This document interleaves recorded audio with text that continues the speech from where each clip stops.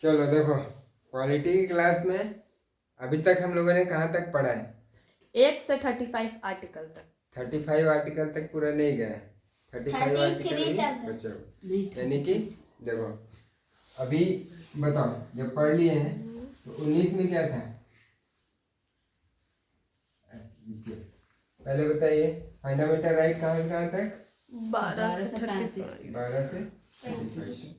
ठीक है, 12 तेरह पता है, 14 से 18।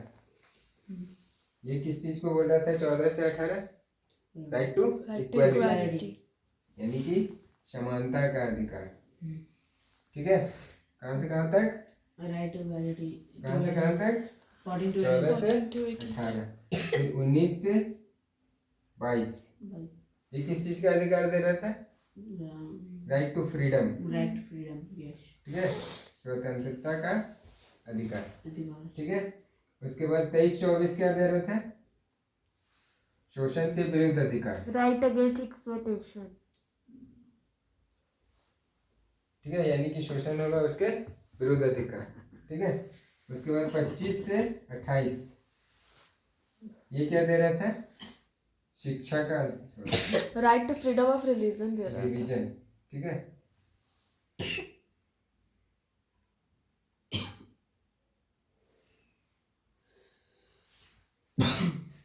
धार्मिक स्वतंत्रता का अधिकार।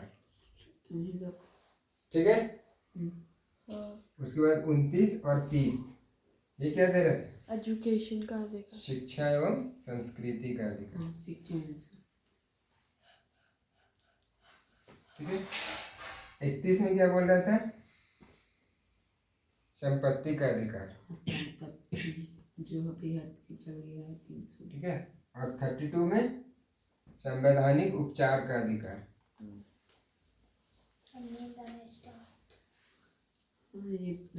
अब देखो, तो ये हमारे क्या है? मूल अधिकार, फंडामेंटल राइट्स। कितने सारे गिनो तो? 1 2 3 4 5 6 7। शुरू में जब दिया गया मूल अधिकार कितने दिए गए? 7। ठीक है, इसको क्या कर दिया? यहाँ से हटा दिया। कितने मूल अधिकार बचे? मूल अधिकार कितने बचे? 6। ठीक है, शुरू में जो दिया गया था वो 7 था, बाद में दिया गया वो 6 दिया गया। ठीक है, कब हटाया गया था इसको? 1978 को। ठीक है, 44th अमेंडमेंट से। ठीक, तो अब आता है आर्टिकल 33। आर्टिकल 33 क्या कहता है? आर्टिकल 33 ये जो है फंडामेंटल राइट को सीमित करता है। ठीक है, सीमित किसके लिए करता है? सेना, जो सेना हो गया, या फिर मीडिया हो गया, CID हो गया, ठीक है, CBI हो गया, इंटेलिजेंस ब्यूरो हो गया, इन सारों को, इन सभी को क्या करता है? ये कभी कभी इनका जो मूल अधिकार है उसको सीमित करने का काम करता है। जैसे कैसे सीमित करने का काम करता है? जैसे सेना का सीमित कैसे होगा? कोई भी आदमी चाहेगा कि हम 24 घंटे काम नहीं करें, हाँ। लेकिन कभी आपातकालीन या इमरजेंसी की स्थिति में इस सेना को क्या करेगा? 24 घंटे ड्यूटी पे लगा सकते हैं। ठीक है, या फिर देश हित में हो या फिर इमरजेंसी की बात हो, उसमें 24 घंटे इनसे लगवा सकते हैं, काम करवा सकता है। ठीक है, वहां पे आप ये नहीं बोलेंगे कि मेरा आर्टिकल 23 का हनन हो रहा है। 23 यानी कि जबरन काम करवाना। ठीक है, बलात्श्रम, ये चीज नहीं। मीडिया, अब मीडिया को कैसे फंडामेंटल राइट इसका हनन, कैसे इसका फंडामेंटल राइट का हनन को रोक रहा है? ठीक है, कैसे? जैसे कहीं युद्ध हो गया, ठीक है, देश पे हमारे युद्ध हो गया, कहीं ये बोला कि नहीं हमको जाना है, हमको दिखाना है, पब्लिक को दिखाना है। अरे भाई युद्ध हो रहा है, ठोक ठाक देगा तो किनारे रहो थोड़ा। ठीक है, किनारे रहो। चाहे भी कहीं पे वैसा कंडीशन पड़े कि मीडिया के थ्रू उस व्यक्ति को भी पता चल जाए कि क्या सिचुएशन चल रहा है, फिर हम लोग का प्लान सक्सेस ना हो, तो प्लान सक्सेस नहीं होगा। इस कंडीशन में उसको रोका जा सकता है।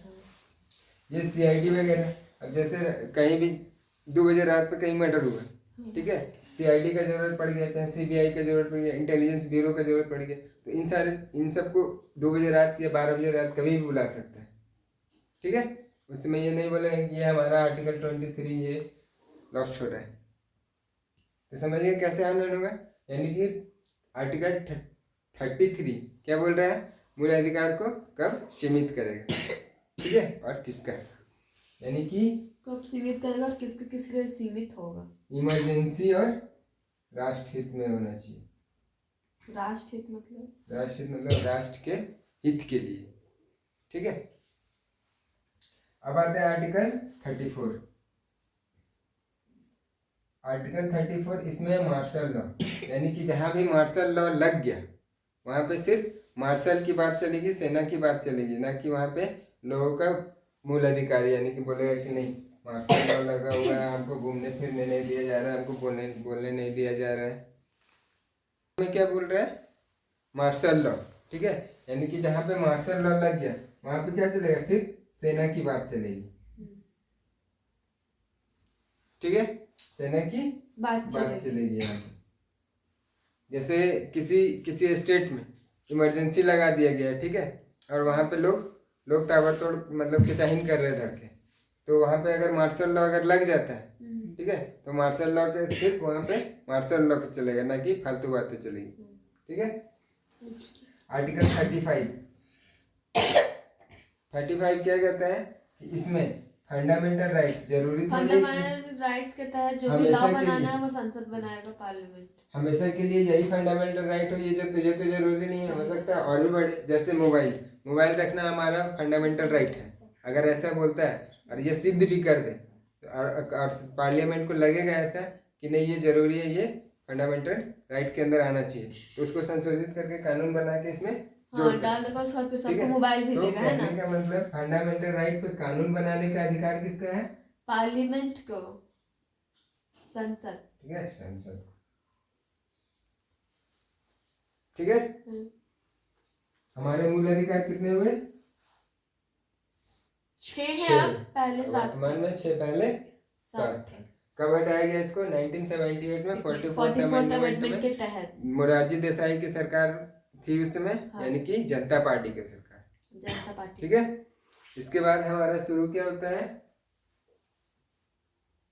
अब इसके बाद थोड़ा सा देखिए कि कौन कौन सा जो अधिकार है वो सिर्फ इंडियन लोगों को दिया गया है और कौन सा फॉरेनर लोगों को भी दिया गया है, ठीक है। यानी कि आर्टिकल 15, 16, 19, 29 और 30 ये जो है सिर्फ ओनली ऑन किसको दिया गया, तो ओनली ऑन सिर्फ इंडियन को दिया गया, यानी कि जो इंडियन है, ठीक है, जो भारतीय लोग हैं उसको कौन कौन सा आर्टिकल 15, 16, 19, 29, 30 कौन कौन सा 15, 15, 16, 19, 29, 30 ये सारे सिर्फ ओनली इंडियन को दिया। अब बोला कि ये फॉरेनर को क्यों नहीं दिया, ठीक है, फॉरेनर जो विदेशी है उसको क्यों नहीं दिया है। तो 15 में क्या कहता है, धर्म, जाति, लिंग, जन्म स्थान के आधार पर भेदभाव नहीं करेगा। अब ये किसी फॉरेनर को हम लोग दे देते हैं, ठीक है, यानी कि कोई फॉरेनर आएगा बोलेगा जन्म स्थान के आधार पर भेदभाव नहीं होना चाहिए, ठीक है। तो मान लीजिए हम कहीं घूमने गए, जैसे घूमने गए कहीं लाल किला, ठीक है, लाल किला हम लोग रेड फोर्ट घूमने के लिए गए, तो उन लोगों के लिए जो है, ठीक है, जो इंडियन होगा उनका जो वहाँ पे फीस लगेगा वो 20 रुपये लगेगा, ठीक है, जबकि जो फॉरेनर आता है उसका 250-300 रुपये लगेगा चार्ज। रेड फोर्ट का स्पेलिंग रेड फोर्ट लिखे, रेड फोर्ट, ठीक है, यानी कि ये अधिकार जन्म स्थान के अधिकार पे इसका रेट क्या हो गया, बढ़ गया, यानी कि वो तो करेंसी के कारण हो रहा है ना, करेंसी के कारण नहीं हो रहा है। अगर किसी को स्मारक स्थल घोषित कर रहे हैं, ठीक है, वहां से हमारा अर्निंग हो रहा है, ठीक है, तो वो इंडियन लोगों के लिए रेट कम है जबकि फॉरेनर लोगों के लिए रेट ज़्यादा लगता है, ठीक है, क्योंकि वो हमारे देश में हमेशा के लिए नहीं आ रहा है, उसके इनकम से हमें कोई इनकम नहीं हो रहा है, ठीक है। तो इस कंडीशन में और फिर 16 क्या कहते हैं, नियोजन में, ठीक है, नियोजन में। अब जैसे नियोजन हो गया, सेना वगैरह में नियोजन दे देंगे, फॉरेनर लोगों को नियोजन अगर दे देते हैं तो वो लोग क्या करेंगे, अब पाकिस्तान का आदमी आएगा यहाँ के फ्लाइट उड़ाएगा, ठीक है, तो वो मिस यूज कर सकता है, ठीक है, जान से कोई भी मार फॉरेनर सकता हो है, सकता है, मिसयूज क्रैश करवा कर सकता है, इस कारण से ये चीज फॉरेनर को नहीं दिया गया। ठीक है, 16 में वैसे क्या था बोल रहे हैं? 16 में नियोजन का अधिकार, नियोजन, इक्वल एक्सेस लोक टू नियोजन, रिसोर्सेज। लोक नियोजन, समझ हाँ। आए? क्या लोग नहीं- लोक नियोजन पब्लिक का जो एम्प्लॉयमेंट जो oh, equal access to the resources of government. ठीक है। उसके बाद 19 में भी कितने थे? 7 अधिकार दिए थे, यानी कि 19 का 1 में था बोलने की अभिव्यक्ति। राइट अब टू यहाँ फ्रीडम पे ऑफ एक्सप्रेशन। अब 19 का 1 इसमें भी 7 था, इसमें से 1 में अगर 19 का 1 में अगर हम लोग देखते हैं तो हमें बोलने का अधिकार था, यानी कि जो इंडियन लोग हैं वो यहाँ के प्रधानमंत्री या राष्ट्रपति या किसी को भी कुछ भी बोल देते हैं, लेकिन फॉरेनर आके अगर ऐसा कुछ बोलेगा तो ये क्या होगा, देश की छवि पे गलत असर पड़ेगा, है ना। तो ये चीज उसको नहीं दिया गया। ठीक है, कहीं भी सभा करने का या फिर 2 में सभा करने का अधिकार दिया हुआ है। ठीक है, सभा करने का या फिर बोलने का और सभा करने का कहने का मतलब ये कि मेन रोड पे कहीं भी कोई भी आदमी चल रहा है, बोल रहा है, सभा भी कर रहा है, ठीक है, लेकिन हड़ताल भी कर रहा है। अब हड़ताल किस में आ जाएगा? हड़ताल यानी कि स्ट्राइक। ठीक है, अब मेन रोड जाके हम स्ट्राइक कर देंगे पूरा, तो क्या होगा, ये फंडामेंटल राइट तब तक आपको देता है जब तक किसी दूसरे के फंडामेंटल राइट का हनन ना हो।